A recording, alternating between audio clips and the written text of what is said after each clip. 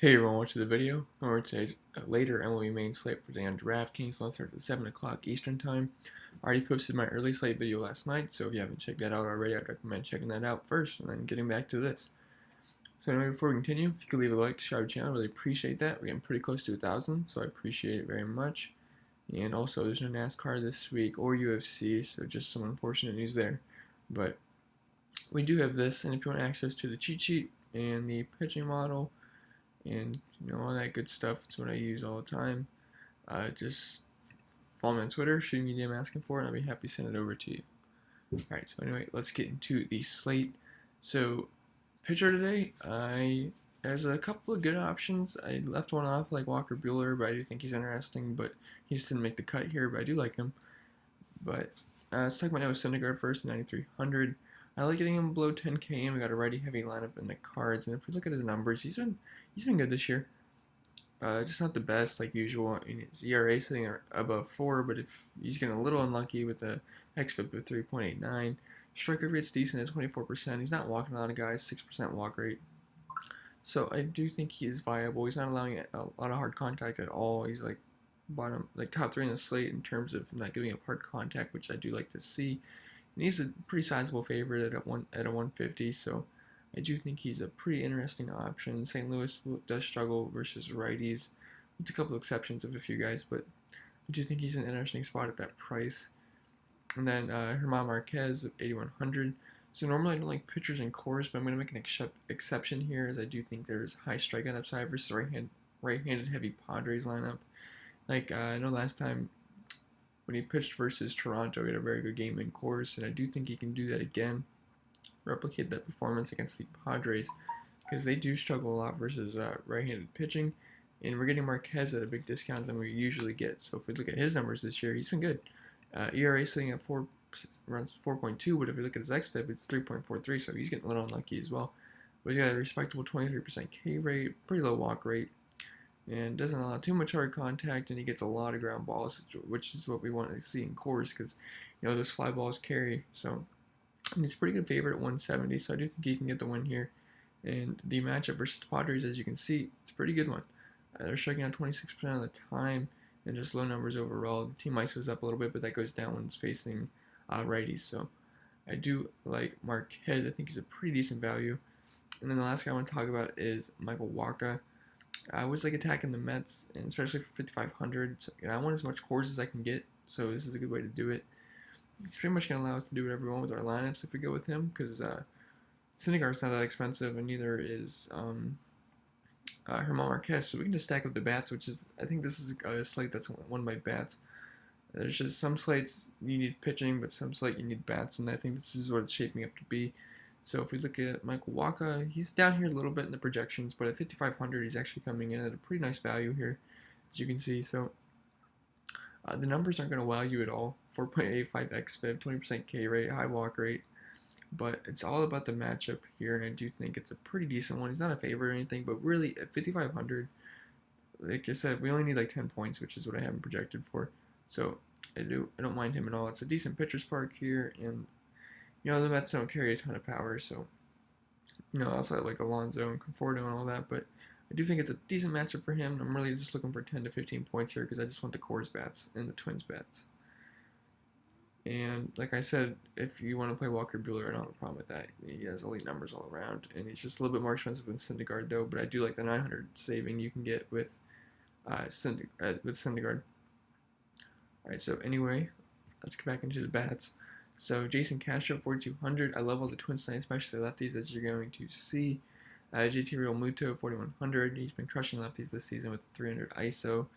Then Martin Maldonado at 2,100. He's just a pump play. I know it's versus Odorizzi. He's been good, but I don't mind it. Also, Jeff Mathis, I think, is the bare minimum at 2,000 if he's going to be in the lineup. And then first base, this is kind of an ugly position today because I don't want to play Murphy versus a lefty, really. He's 5,400. But Rhys Hoskins, 4,400. Like Realmuto, he's been crushing lefties this season, so don't mind going with him. Mark Canha, 4,200. LeBlanc is coming in after the opener. I believe it's Bautista, but Bautista's pretty terrible anyway. I think it said his xFIP was around 8, so he's been pretty bad. But I do have interest in all the righties here for the Athletics, which their whole lineup's pretty much lefties except Olsen.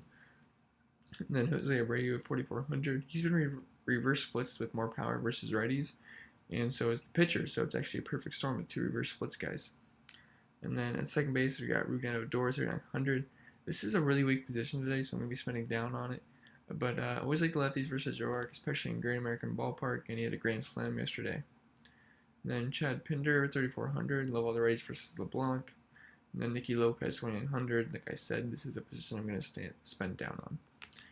And then at third base, things get a little more interesting here. We have Nolan Arenado, 5,500. He's a core play for me today. And you're really kind of getting him at a discount, 5,500 instead of 5,900. He's going to be versus lefty in course, so you guys know the drill. And I know he wasn't in the lineup yesterday, but he did pinch hit at the end, so he should be okay to be in the lineup. And then Matt Chapman, 4,200, just another righty with power versus LeBlanc. Then Kyle Seager, 3,600. So I know Frankie Montas has been good, but he still gives a hard contact to lefties, so I don't mind Seager. And then at shortstop, you have Trevor Story, 5,500. If I can get him in my lineups, I really want to with Arenado, but I am going to prioritize Arenado over him, so that's why I have him as a core play. I do think there's some other good options at shortstop, but obviously I like Trevor Story a lot.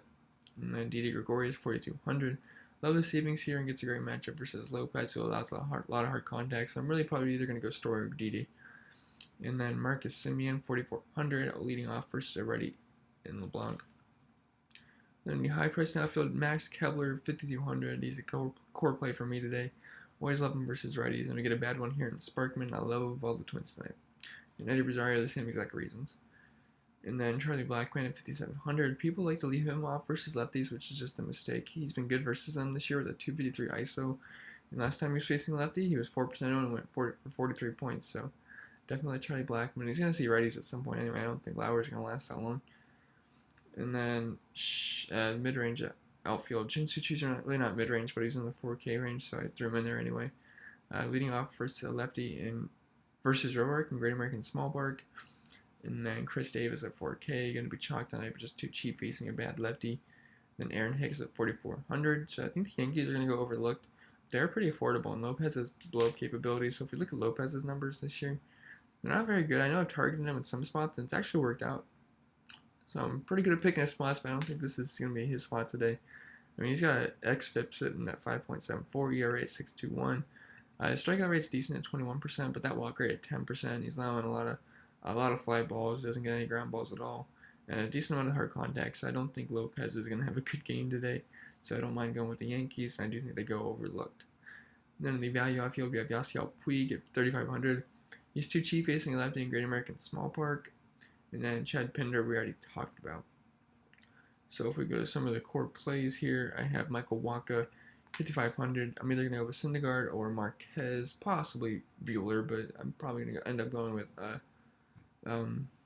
Syndergaard unless I need an extra $1,000 with Marquez to really spend up on bats. And then I like Arenado, Kepler, and Davis as core plays for me. And the top stacks for me are going to be the Rockies, the Twins, the A's, the Yankees, the Rangers-Reds game, and then the Yankees.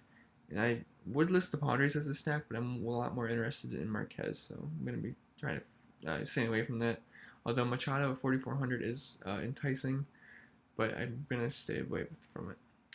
But anyway, guys, that's all I have for the video. Remember to leave a like, subscribe to the channel. Really appreciate that. You can also follow me on Twitter at ChrisPinell16, and I wish you guys the best of luck.